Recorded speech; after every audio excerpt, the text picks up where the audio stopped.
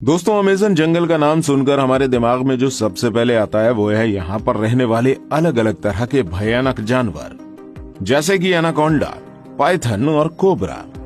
लोगों का तो यहाँ तक मानना है कि इस अमेज़न जंगल में आज भी डायनासोर रहते हैं, और ऐसा कहा जाना एक तरह से बिल्कुल सही भी है, क्योंकि अमेज़न जंगल इतना घना है कि अभी तक इसका सिर्फ 25% भाग ही देखा जा सका है, और बाकी के 75% हिस्से में क्या कुछ ये जंगल हम मनुष्यों से छुपाए बैठा है, अभी तक साइंटिस्ट भी जान नहीं पाए हैं। इस जंगल की विशालता का अंदाजा आप इस बात से लगा सकते हैं कि हर तीसरे दिन इस जंगल में एक नई खोज निकलकर सामने आती है।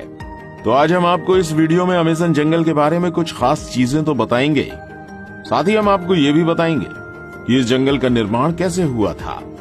तो वीडियो के अंत तक जरूर बने रहिएगा और वीडियो को एक लाइक जरूर कर दीजिएगा। दोस्तों, इस बात में कोई भी शक नहीं है कि दुनिया में सबसे ज्यादा सुंदर और विचित्र प्रकार के जीव जंतु अमेज़न के जंगलों में ही पाए जाते हैं। इस जंगल के अंदर आकर ऐसा महसूस होता है जैसे हम किसी अलग ही दुनिया में आ गए हों। इस समय धरती का सबसे ज्यादा घना जंगल अमेज़न ही है। इस जंगल में पाए जाने वाले एनाकोंडा बाकी देशों की तुलना में काफी ज्यादा बड़े होते हैं। इसके अलावा इस जंगल में प्राचीन वक्त के भयानक सांपों को देखे जाने का भी दावा किया जाता है, क्योंकि इस जंगल का क्लाइमेट बिल्कुल वैसा है जैसे कई लाख साल पहले धरती का हुआ करता था।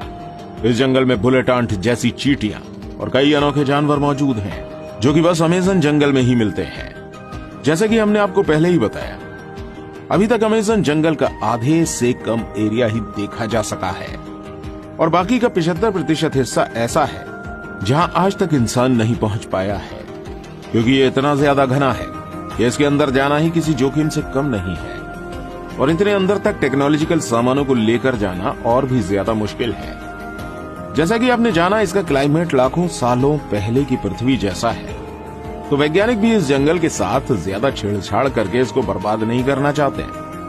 अमेज़न जंगल के अंदर जानवरों के अलावा आदिवासियों की कई प्रजातियां भी निवास करती हैं, और इस जंगल के अंदर कई प्रजाति तो ऐसी भी हैं जिनके बारे में हमें अभी तक कुछ भी नहीं पता है। और अगर इस बढ़ते मॉडर्न टेक्नोलॉजिकल डेवलपमेंट के चलते ये अमेज़न जंगल नष्ट हो गया तो दुनिया के कई सारे जीव हमेशा के लिए विलुप्त हो जाएंगे। अमेज़न जंगल के बारे में आए दिन नई और अनोखी बातें सामने आती रहती हैं। अक्सर यहाँ पर कई तरह के एक्सपेरिमेंट और स्टडी चलती रहती है। जैसे कि अभी कुछ साल पहले, साल 2017 में लीड्स यूनिवर्सिटी ने एक रिसर्च में पाया कि अमेज़न जंगल जितनी कार्बन डाइऑक्साइड ग्रहण करता है उतनी और कहीं नहीं जाती। इसके चलते यहाँ पर कार्बन एम्बिशन बहुत कम है, और यही कारण है कि यहाँ का वातावरण इतना अच्छा है। साइंटिस्ट कार्लोस नोबेल अपनी रिसर्च में बताते हैं कि जिस तरह से अमेज़न जंगल को आज के समय काटा जा रहा है, वह इस पृथ्वी के लिए बहुत ज्यादा नुकसानदेह हो सकता है, क्योंकि ये जंगल पूरी दुनिया को 20% से अधिक साफ ऑक्सीजन प्रदान करता है। अमेज़न जंगल का क्षेत्रफल इतना बड़ा है कि ये 9 देशों की सीमाओं को छूता है, जिसमें से 60% ब्राजील, 13% पेरू, 10% कोलंबिया और बाकी का हिस्सा गुयाना, एक्वाडोर, वेनेजुएला, बोलीविया, सूरीनामा और फ्रेंच गुयाना तक फैला है। आप एक बात जानकर शॉकिंग होंगे कि जितने जानवर इस पूरी पृथ्वी में देखे जाते हैं, उसके 1/3 जानवर अकेले अमेज़न जंगल में देखे जा सकते हैं। इस जंगल के पेड़ों की संख्या लगभग 4 अरब बताई जाती है, जिसमें 16,000 से ज्यादा उनकी प्रजातियां हैं। दोस्तों, अमेज़न जंगल के कीड़ों की भी बहुत अधिक चर्चा की जाती है। कहा जाता है कि यहाँ जितनी तरह के कीड़े और जीव जंतु मिलते हैं, उनमें से कुछ ही फीसदी के बारे में साइंटिस्ट अभी तक पता लगा पाए हैं। यहाँ पर पाई जाने वाली बुलेट चींटियां कोई साधारण चींटियों जैसी नहीं है। कहा जाता है अगर ये किसी इंसान को डंक मार दे तो बंदूक की गोली लगने जैसा महसूस होता है। देखने में भले ही ये नॉर्मल चींटियों की तरह छोटी ही है, लेकिन इनके डंक में बहुत ही खतरनाक जहर पाया जाता है। चींटियों के बाद यहाँ पर मकड़ियों की भी चर्चा बहुत अधिक होती है, क्योंकि यहाँ पर मकड़ियों की 3000 से ज्यादा प्रजातियां पाई जाती हैं, जिनमें से ज्यादातर खतरनाक और जहरीली ही होती हैं। इस जंगल की टेरेंटोला मकड़ी को सबसे ज्यादा खतरनाक बताया जाता है। कहा जाता है ये मकड़ी अपने बालों को खतरनाक वेपन्स की तरह उपयोग करती है। अगर गलती से ये किसी इंसान की आंख में लग जाए तो बुरी तरह से घायल कर देती है। अब इतने कमाल के और छोटे जानवर बस यहीं देखने को मिलते हैं। तो ये तो हो गई इस जंगल के बारे में कुछ खास बातें, लेकिन इन सब से जो बेहद खास है वो ये है कि ये जंगल बना कैसे। ये जानकर आप जरूर चौंक जाएंगे, क्योंकि आप कह सकते हो कि अमेज़न जंगल जिस तरीके से बना है उसने लगभग आधी पृथ्वी को बर्बाद कर दिया है। अभी हाल ही में कुछ स्टडी से पता चला है कि डायनासोर जैसे बड़े जीवों को मारने वाला एस्टेरॉयड एक नए नियोड ट्रॉपिकल जंगल के निर्माण के लिए जिम्मेदार है। इन ट्रॉपिकल जंगलों का निर्माण एक एस्टेरॉयड के कारण हुआ, जो आज से लगभग 65 मिलियन साल पहले पृथ्वी से टकराया था, और इसके बाद क्रिटेशियस मास एक्सटिंक्शन हुआ था, जिसने धरती के पूरे रुख को ही बदल दिया। इस दौरान पृथ्वी पर राज करने वाले 25 किलो के वजन से अधिक लगभग 75% जीवों की प्रजातियां पूरी तरह से विलुप्त हो गईं। ये मास एक्सटिंक्शन मुख्यतः 2 कारणों से हुआ, जिसने डायनासोर जैसे भयानक जानवरों का नामो निशानी मिटा दिया। सबसे पहले लगभग 65 मिलियन साल पहले 10 किलोमीटर साइज जितना विशाल एस्टेरॉयड हमारी धरती से आ टकराया, और इस एस्टेरॉयड के पृथ्वी से टकराने के कुछ ही टाइम बाद कई किलोमीटर दूर तक आग का गोला फैल गया। इस आग के गोले ने रास्ते में आने वाले सभी बड़े जीवों की प्रजातियों को पूरी तरह से नष्ट कर दिया। इस एस्टेरॉयड की टक्कर में समुद्र में कई किलोमीटर ऊंची खतरनाक लहरें उठी, जिन्होंने चारों तरफ तबाही मचा दी।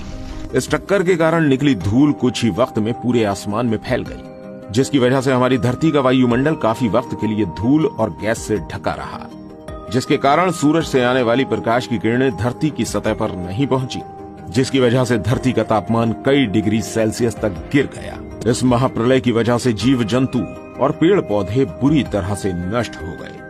अब कुछ महीनों के बीतने के बाद धीरे धीरे पृथ्वी के वायुमंडल से धूल और गैस के बादल साफ होना शुरू हुए, और प्रकाश की किरणें एक बार फिर से धरती पर पहुंचने लगी। इस मास एक्सटेंशन के बाद चूहे की तरह दिखने वाले मैमल्स और दूसरे जीवों की प्रजातियां अस्तित्व में आई, जिन्होंने कई लाखों सालों के एवोल्यूशन के बाद मैमल्स से बंदर और बंदरों से इंसानों का रूप लिया। ये एस्टेरॉयड यानी उल्कापिंड हमारे जीवन के लिए बहुत ही ज्यादा जरूरी था। अगर ये उल्कापिंड पृथ्वी से नहीं टकराया होता तो डायनासोर कभी खत्म ही नहीं होते, और हम इंसानों का अस्तित्व कभी सामने आ ही नहीं पाता।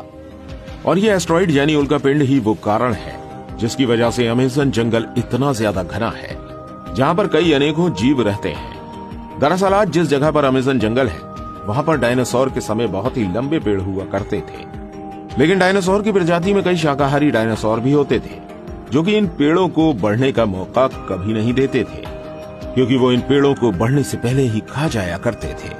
लेकिन जब उल्कापिंड गिरा तो डायनासोर पूरी तरह से विलुप्त हो गए। अब इसके बाद इन पेड़ों को खाने वाला कोई नहीं था, लेकिन जो ये उल्कापिंड था वो बिल्कुल ठीक अमेज़न जंगल के ऊपर गिरा था, जिसकी वजह से उस टाइम में ये जंगल पूरी तरह से नष्ट हो गया था। यहाँ पर कोई भी जीव नहीं बचा, साथ ही ये जगह पूरी तरह से रेडिएशन से भर गई। इस उल्कापिंड का तापमान इतना अधिक था कि इसने सभी हरे भरे पेड़ पौधों को जला दिया। लेकिन वक्त के साथ साथ यहाँ की स्थिति शांत हुई और यहाँ पर जीवन फिर से पनपने लगा। पेड़ पौधे उगना फिर से शुरू हुए, लेकिन अब की बार पेड़ पौधों को खाने वाला कोई जीव मौजूद नहीं था, जिसकी वजह से पेड़ पौधे बड़ी तेजी से बढ़ गए। यहाँ पर कह सकते हैं कि जिस रेडिएशन ने इस जंगल की जगह को बर्बाद कर दिया था, उसी ने इन पेड़ पौधों को उगने में और ज्यादा मदद की, क्योंकि इस उल्कापिंड के गिरने की वजह से यहाँ की जमीन बहुत ही ज्यादा नर्म और फर्टिलाइज हो गई थी। ये जंगल बाकी सभी जंगलों से बहुत ही ज्यादा अलग दिखता है। अगर इसको ऊपर से देखा जाए तो दुनिया के बाकी जंगल और अमेज़न जंगल के बीच का अंतर साफ देखा जा सकता है। अमेज़न रेन फॉरेस्ट के अंदर बहुत सी ऐसी अजीब तरह की वनस्पतियां और पेड़ मौजूद हैं, जो पूरी दुनिया में और कहीं देखने को नहीं मिलते। इसके अलावा अमेज़न जंगल की बहुत ही ज्यादा गहराई में क्या है, यह अभी तक कोई नहीं जानता है, क्योंकि किसी ने इसको पूरी तरह से देखा ही नहीं है। हो सकता है उल्कापिंड से गिरने की वजह से इस जंगल के अंदर एक अलग ही दुनिया बन गई हो। यहाँ पर पेड़ पौधे बाकी किसी भी जंगल से बहुत ही ज्यादा घने हैं, और ये भी कहीं ना कहीं उस उल्कापिंड से ही जुड़े हैं। आपको एक बात शायद पता होगी कि जब भी कोई वोल्केनो फूटता है तो उसके आसपास की सारी जगह लावा की वजह से बर्बाद हो जाती है, लेकिन यही लावा कुछ सालों बाद नए जीवन की शुरुआत करता है। ये प्रकृति का नियम है, इसलिए तो कहते हैं किसी चीज का अंत किसी के लिए आरंभ होता है। क्रिटेशियस मास एक्सटिंक्शन से पहले भी 4 एक्सटिंक्शन हुए थे। ये एक्सटिंक्शन थे Ordovician mass extinction, Devonian mass extinction, Permian mass extinction और ट्रायसिक जोरासिक मास एक्सटिंक्शन। और इसके बाद हुआ था क्रिटेशियस मास एक्सटिंक्शन। और इन्हीं सब एक्सटिंक्शन की वजह से धरती के एक जीवन को नष्ट होना पड़ा, जिससे नए जीवन को अस्तित्व में आना पड़ा।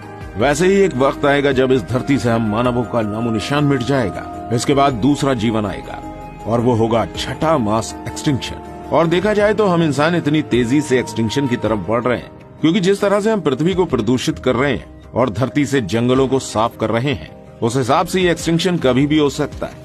बस इस वीडियो के लिए इतना।